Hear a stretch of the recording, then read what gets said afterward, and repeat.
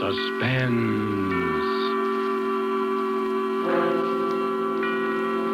This is the Man in Black, here again to introduce Columbia's program, Suspense. From Hollywood tonight, we bring you the noted British actor, Mr. Edmund Gwenn, the star of an unusual murder study by his distinguished compatriot, Miss Dorothy Sayers. The story called The Fountain Plays is tonight's tale of suspense. Currently appearing in the Metro-Goldwyn-Mayer Technicolor production, Lassie Come Home, following such successes as Foreign Correspondent and the stage plays The Wookiee and The Three Sisters, it is Mr. Gwenn's particular pleasure to embody on the stage and the screen the eternal middle-class Englishman, the common man of Britain, and proud of it. The character Mr. Gwenn portrays in our play tonight, Mr. Archibald Spiller, conservative John Bull that he may be, has lately had a bit of luck. Mr. Spiller lives on a little country estate with a cook and a manservant, and in the garden, yes, a fountain. Of all these little luxuries, it is the fountain which pleases him the most. An interesting sort of hobby for such a man. A fountain, perhaps more interesting than even Mr. Spiller himself realized at the beginning of that memorable evening. These events were really quite unusual, and with their publication, and with the performance of Mr. Edmund Gwenn as Archie Spiller, we again hope to keep you in suspense. The Fountain Plays.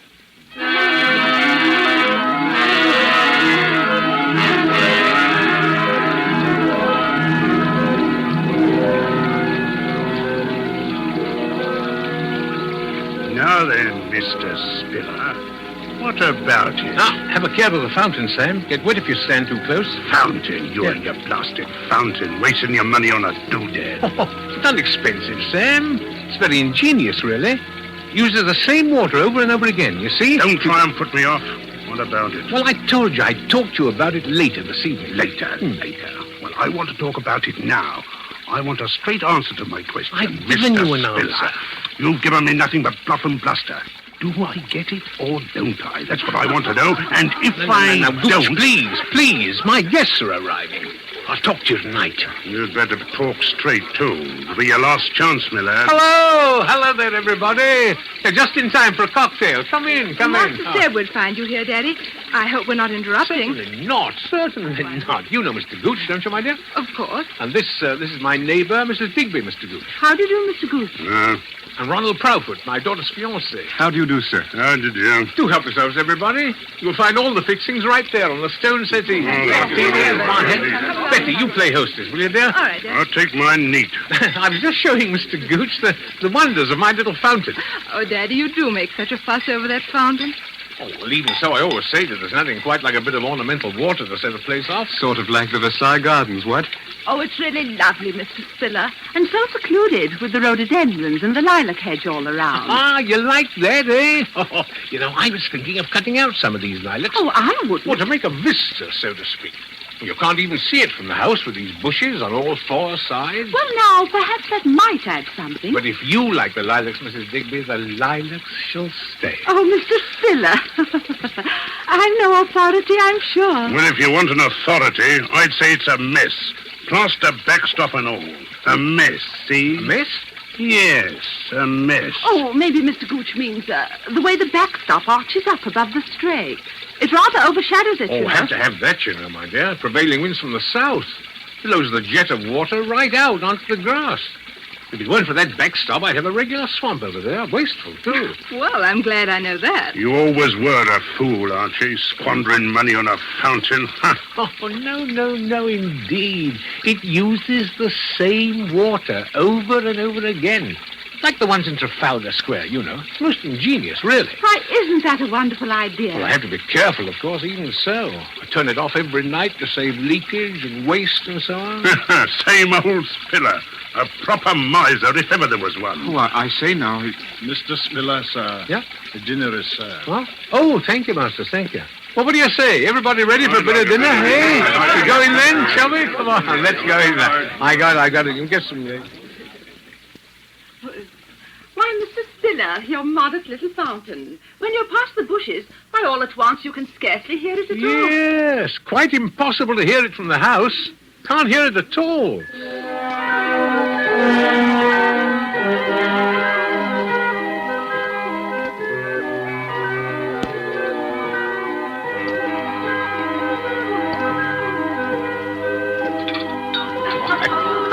another glass of port. Want to have one, eh? What is it, Masters? Will that be all then, sir? Yes, thank you, Masters, yes. Excellent dinner.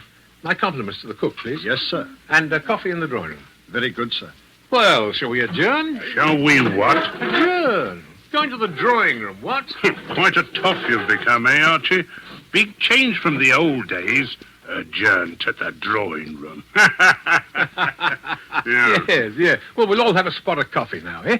Coffee? Is that the best you got to offer? Oh, no, by no means. Have anything you like, old man. That's better.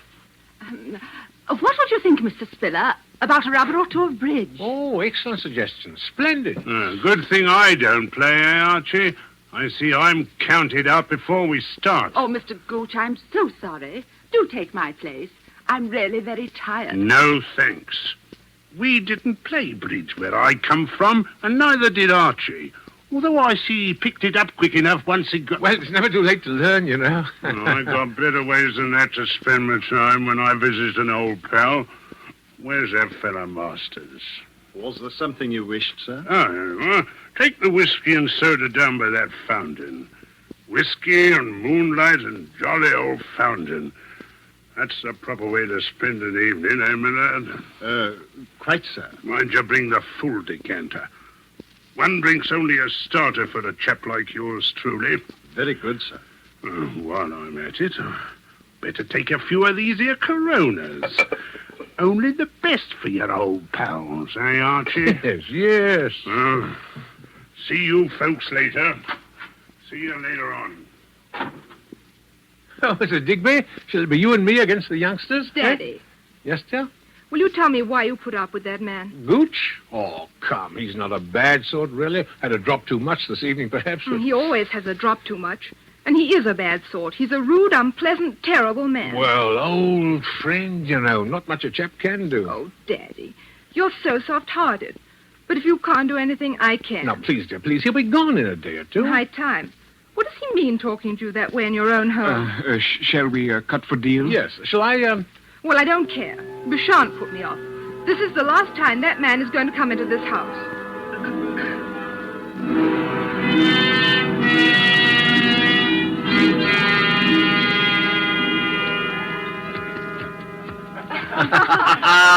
There you are, game and rubber. I guess the old folks aren't so slow after all, eh, partner? Now, don't get Daddy all puffed up.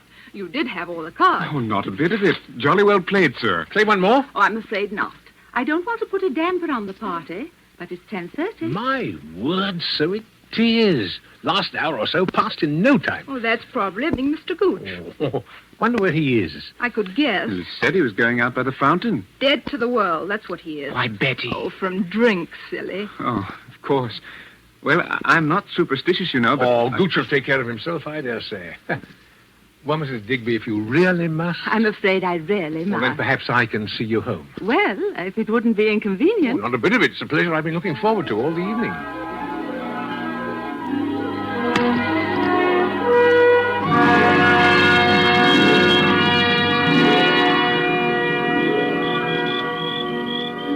Well, here we are. Yes. It's been such a lovely evening, Mr. Spiller. Yeah, you know, I've been thinking... I'm awfully lucky to have found a neighbor like you. At my time of life, I mean. Maybe it's not luck at all. It's fate, you mean? Eh, Mrs. Digby? Or may I call you Rosalind? Of course. And you call me Archibald, eh? Silly name, but it's the only one I've got there. All right. You know, it was true what I said tonight, that the place will be needing a new hostess soon. With Betty getting married, you mean? You must be very happy for her. Oh, I am. But what I mean is, that, well, we're both alone in the world now, and Yes? Rosalind, there's something I want to talk to you about soon. I can't just now. There are arrangements I have to make, but I do want to talk to you very seriously. Well, I'll always be here, you know. But it's late now. Yes, it is. Well, good night, Rosalind. It has been a lovely evening. Good night, Archibald.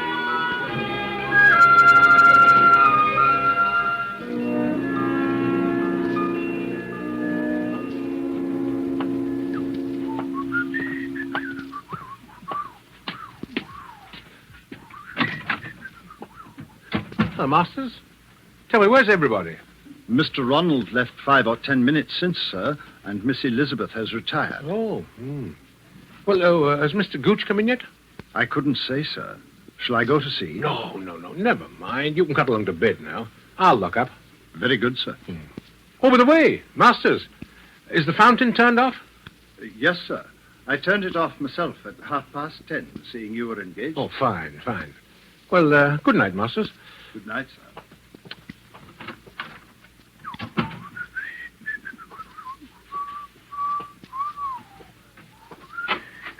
Oh, hello there. Just coming out to look for you, Gooch. Hello. You have a nice evening? A nice evening.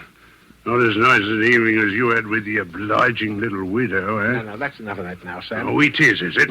That's enough, is it? That's a good one. Do you think I am, talking to me like that? One of your ruddy servants? Well, I'm not. I'm the boss here. Get that into your head. I'm the boss, and you know it. All right. But buzz off to bed now like a good fellow. It's getting late, and I'm tired. Oh, no, you don't. Think I'm drunk, don't you? Well, I'm not drunk enough so I don't remember the little business I've got with you. Well, can't we talk about it in the morning? No. We'll talk about it right now. I'm short of cash. It's high time you kicked in with some more. Now, look here, Sam. I pay you your allowance as we agreed, and you stay here whenever you like. But that's all. Oh, it is it? Yes.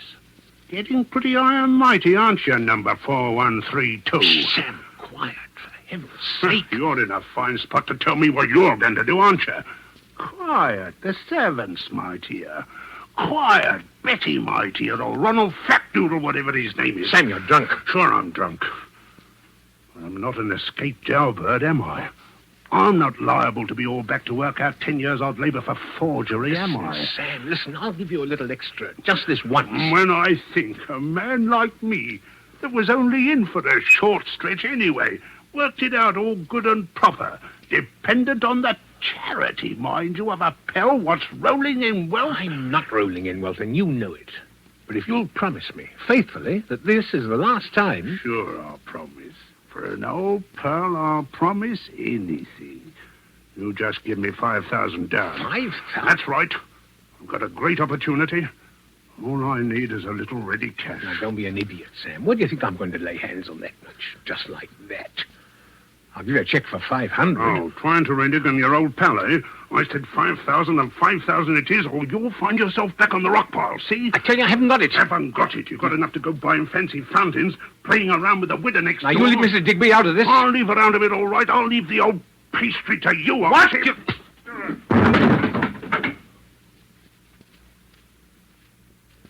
I told you that was enough of that, and I meant it. Now pull yourself together and go to bed. Go on. I'll talk to you in the morning. You hear me, Sam? Sam. Yeah, come on. I didn't hit you that hard, you know. Go on, get up on your feet now, Sam. Go on. Sam. Sam. Sam.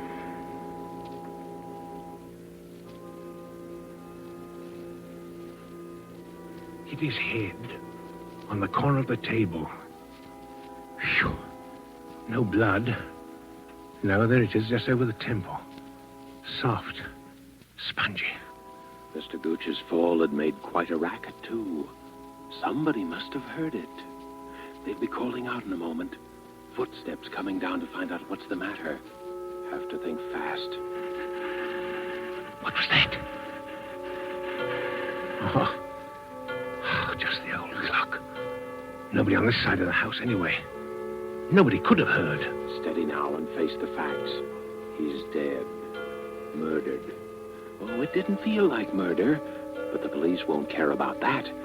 First off, they'll take fingerprints, and then... If I could make him suspect somebody else, confuse him. An alibi. Yes, that's what's needed. An alibi. Make it seem he was alive when he was already dead. Yes. Yes, how do they do it in the stories? You dress up like the dead man and impersonate him. No, you imitate him speaking over the phone, or No, you make a gramophone record of his voice or you forge a letter. Oh, no, forgery.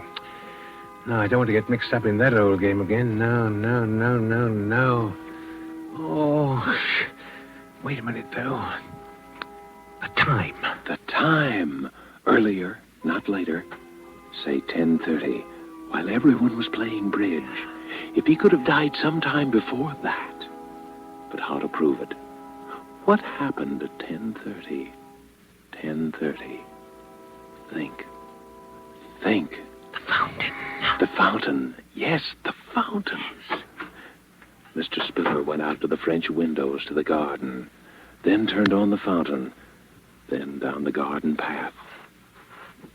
Stopped and called a name. A name. Sam! Gooch! Doing... careful with the flashlight. They can't hear the fountain from the house, but they can see that. There's the whiskey, still half full. Pour most of it out, so that it will look as though we had even more to drink.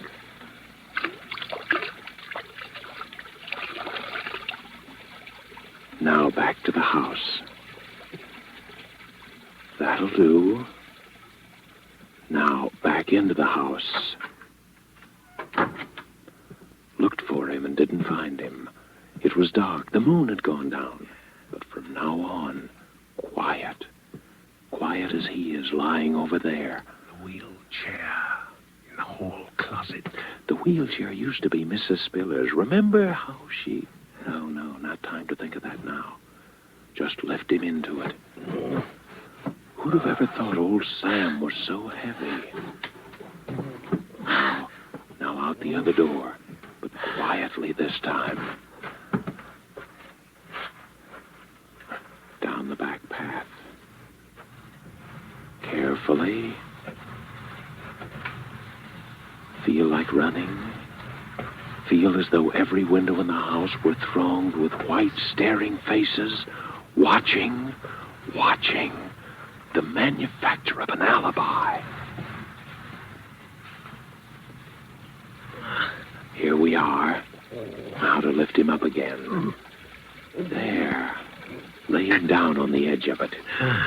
One hand in the water. The bruise on his head right up against the stone corner of the basin. There.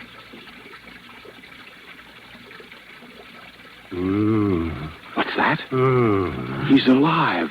Gooch is alive. After all that trouble, after committing practically the perfect crime, he's alive. Sam! What? Bring him to life again? More blackmail for the rest of your life? What about Mrs. Digby? Rosalind? What about Betty? She at least deserves something better. Murder? All right, murder. He's dead already as far as the rest of the world is concerned. Now. Now or never. His face is right by the water's edge. Push him under. Now. Now.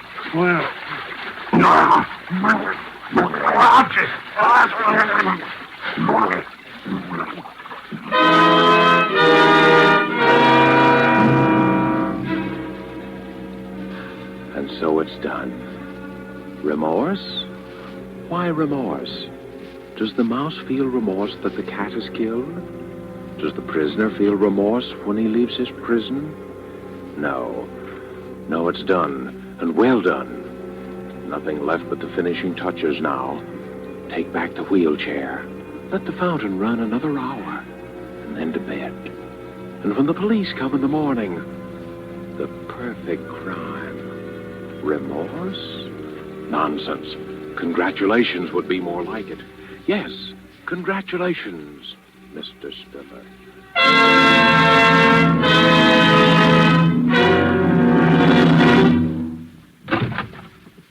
Inspector Frampton, sir. Eh? Oh, yes. Come in, Inspector. Come in. I hate to trouble you, Mr. Spiller. Regulations, you know. Of course. Everyone here who was present the night of that is, last night. Yes, Inspector, yes. There's Mrs. Digby, my neighbor, my daughter Elizabeth, her fiancé, Mr. Ronald Proudfoot, and the servants, of course. Excellent.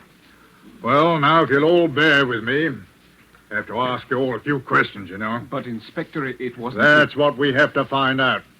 You know, there was a blow on the head. Oh. Now, as I understand it, the deceased was last seen alive at about 8:30, just after dinner. Let me see. You were the last to see him, eh, my man? Yes, sir. I believe so, sir. You took the whiskey and soda down to the fountain in the garden and left it there with Mr. Gooch. And that was the last time he was seen alive by any of you, eh? Yes. Yes, sir. Yes, that The was. four of you then played cards, I believe. Yes. Until what time? Oh, about 10:30. And no one left the room during those 2 hours? No. Then, no. Mr. Spiller, you accompanied Mrs. Digby to her home. Yes. Is that correct, Mrs. Digby? Yes, Inspector. Now, when you returned, you were met in the hall by Masters. Yeah. Now, what time was that, Masters? About 10:45, sir. And Mr. Spiller at that time inquired after Mr. Gooch? Yes, sir. He asked if I had seen him, and as I had not, he suggested I might retire, that he himself would lock the house. And the others had all left? Yes, sir. That is to say, Mr. Ronald had left. I heard him drive off in his car, and Miss Elizabeth had retired. Then you were alone in the downstairs part of the house. Is that so, Mr. Spiller? Yes. You tell me, please, what you did then? Well, I was worried about Gooch. He'd been drinking quite a lot, and so I went to look for him. Went down to the end of the garden by the fountain. You didn't go through the lilac hedge to the fountain. No, it was dark by then. I couldn't see. I called Gooch several times. Did anyone hear Mr. Spiller call? Oh, I did, sir. I was half asleep, as you might say. But I did hear Mr. Spiller call out. And then what did you do, Mr. Spiller? I came back into the house. Sat up in the library, read for a while, and about 1 o'clock I went to bed. Now, this is very important. Who turned off the fountain? I did, sir. At what time? At 10:30, sir. You're quite sure of that? Yes, sir. It was the usual time. I see. And no one would have turned it on again, of course. I can't think why, sir. Well, I think that makes everything very clear, Mr. Spiller. Yes. When the body was found, it was still wet from the spray of the fountain. Therefore, death must have occurred sometime before the fountain was turned off at 10:30. And as all of you here were occupied till then, from the time the deceased was last seen alive... An accident, of course. I said so from the beginning. Well, might have been either, you know. There had been a blow, and there was water in the lungs. Well, the man apparently fell due to his intoxicated condition, struck his head, falling into the water, from which he was unable to rescue himself. Well, seems the obvious conclusion, doesn't it? Poor fellow. Well, thanks, everyone. I don't think we shall have to trouble you again, Mr. Spiller. Well, I hope not. And thank you, Inspector.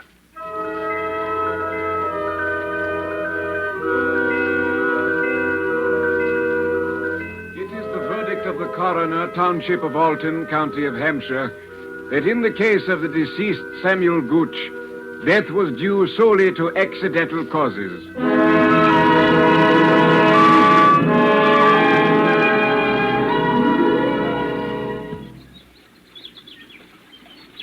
Oh, Daddy, I'm so glad. I was afraid for a while. Oh, there was nothing to be afraid of, dear.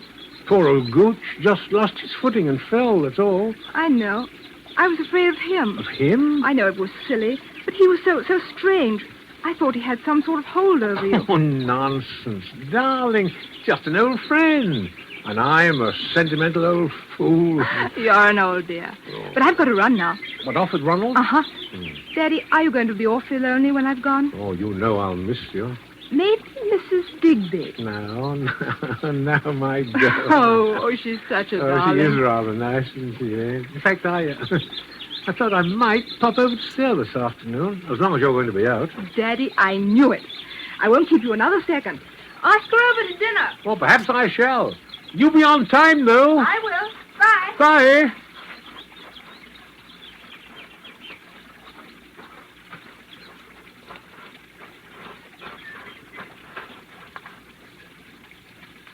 Beg pardon, sir. Huh? Oh, Masters, yes? If it's convenient to you, sir, I should like to have my bedroom changed. I should like to sleep indoors in the main house. Oh, why that, Masters? I'm a very light sleeper, sir, and noises keep me awake. Noises? The weather vane, sir, above the garage. When the wind changes, it creaks. Well, a little oil perhaps would suit. I hardly think that would do, sir. Because when the wind changes, there are other noises. They can be most disturbing, sir. What? Other noises? The fountain, sir. Fountain? Yes, sir. Ordinarily, I'm quite unable to hear it, any more than you can in the main house, sir. But when the wind is from the west, the plaster backstop acts quite like a sounding board in the direction of my room, sir. In fact, I can hear not only the fountain itself, but I can hear even the faintest noises in the grove around it quite clearly. I see. Quite, sir. For instance, on the night Mr. Gooch sustained his unfortunate accident, the wind changed a little after 11. The weather vane awakened me, and then I heard the fountain. I seem to hear other noises, too, if I may say so, sir. You heard? Yes, sir. I might add that after hearing the police inspector's observations, I took the precaution of pressing your dinner jacket. The sleeve seemed quite wet, sir. Yes. I think, sir, all things taken into consideration, you might find it worth your while to retain me permanently in your service at, shall we say, double my present wage for now. Huh? Oh, yes, of course. I'm very much obliged to you, sir. Is there anything else, sir? No, nothing else. I'm going to sit here by the fountain. Very ingenious. The fountain. Yes. Most ingenious, my fountain. Costs so little to run because it uses the same water over and over again. Over and over again. Over and over again.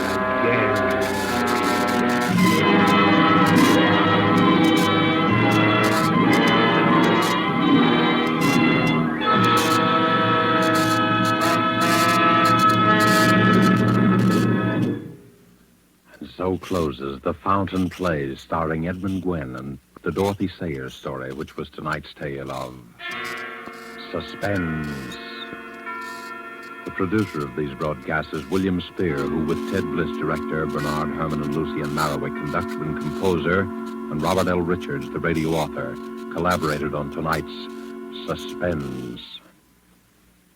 Now CBS is pleased to announce that starting next week at the same time, Mr. Robert Young will begin a brand new series entitled Passport for Adams. Passport for Adams will bring you each week the adventures of an American newspaper reporter among the people of the United Nations. Next week's broadcast will be written and directed by Norman Corwin, with music by Bernard Herrmann, and the stars, we've said, will be Robert Young.